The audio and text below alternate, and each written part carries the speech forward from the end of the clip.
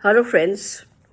Uh, my collaborative venture with Ramendra Kumar, Melange of Mavericks and Mutants. This was a Kindle book 3 years back. Now it is coming in a paperback, and it has some 3 or 4 new chapters, new essays, and all of them are humorous and satirical. So I cannot resist the temptation of reading a few paragraphs from one of the essays which is about ghosts, and it is called Of Ghosts and Epistolary Love. Did I tell you about the time I had become a ghost? Well, I have always been enamored of ghosts and still love reading world's best ghost stories. In fact, a yellowed copy of World's Best Horror Stories is still lying on my nightstand. But right now, when I use the word ghost, what I mean is a ghost writer. The ghost who wrote love letters for her friends.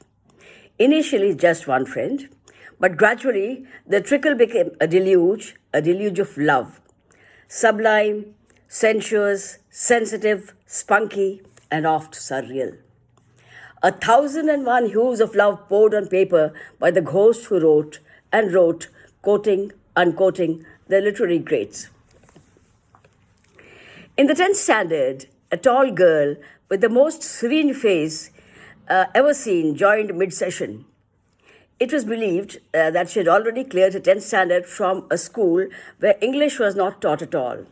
Rumor had it that the boy she was engaged to wanted his bride to have a good command over the English language. Rumor also had it that she was at least 20 years of age and belonged to an influential business family of Jaipur, while the rest of us were at least 5 years younger than her. She wanted to learn English, but to my horror, I realized that she was more into remembering the dictionary, especially the behemoth words, which had the propensity to make the reader keel over with their sparkling power. She literally scavenged for big, fat, juicy, succulent words in the dictionary, but had absolutely no idea how to use them in love letters. My high grades in English started putting ideas into her head. Santosh, she crept up to me surreptitiously one day. Santosh, will you do me a favor? If you do, I promise to give you a box of chocolates. Are you trying to bribe me? My voice was an indignant croak. Don't friends give each other chocolates? It will just be a gift, that is all, she remarked with a poker-faced assurance. After the initial shock of being offered a payoff wore off, I pounced at the opportunity with both my hands, which were waiting to be greased, churning out one love letter after another, drenched in a cloying sentimentality, words picked from my intense reading, the verbosity of which knocked away the girl completely. Before the verbosity could knock her out of existence, more interesting things happened. I started quoting from Scott Fitzgerald, John Keats, and the love letters that John Keats had written to Fanny Braun, and I continued quoting from those literary greats. One day, when I was busy writing one such letter, using some vague, sentimental, mushy lines, my forehead furrowed in concentration, rummaging in my muddled head for some more nauseatingly honeyed words, pen poised, or was it a pencil? Someone boomed. What are you doing? I couldn't possibly tell the teacher that I was helping a friend in dire need of love, so I hummed and hawed, trying in vain to hide the syrupy pages. But the teacher, it was obvious, did not have any predilection for the lyrical cadence involved in humming and hawing.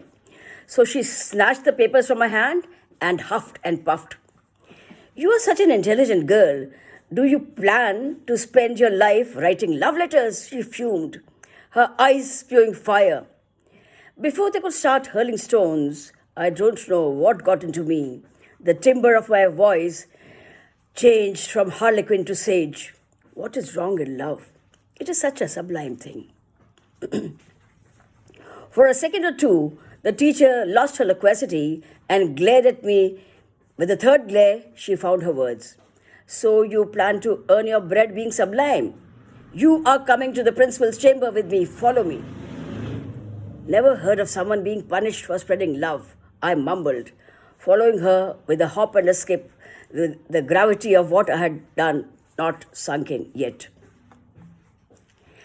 Have you written this? Have you written this? The principal fired the first salvo at me as I gingerly stepped into her chamber. I nodded with the bravado, which was very much a part of my wacky personality. What if this letter falls into the hands of your parents? It is only a letter, and it talks of love. Love is always better than hate, is it not, sister? Don't you always talk of love? Love is such a sublime feeling. Moreover, it is not as if I have committed a heist. No, I was not being rude.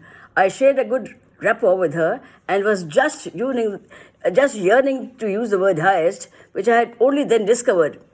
Did I tell you that she loved me despite my pranks, my irritating escapades, and impish mischief? She cast 3 more looks at me, a smile hovering on her lips, her hand playing with a file on a table. Heist, eh? I'm sure what I saw flitting across her affectionate face was pure, unadulterated love. Yes, love is good. But do you think it can be a career option? Before my lips could frame a rejoinder, she added, go out into the wide, wide world and spread love. The world needs love. So this is not the end of the essay. I will expect you to read the book when it is published. So bye for the moment and see you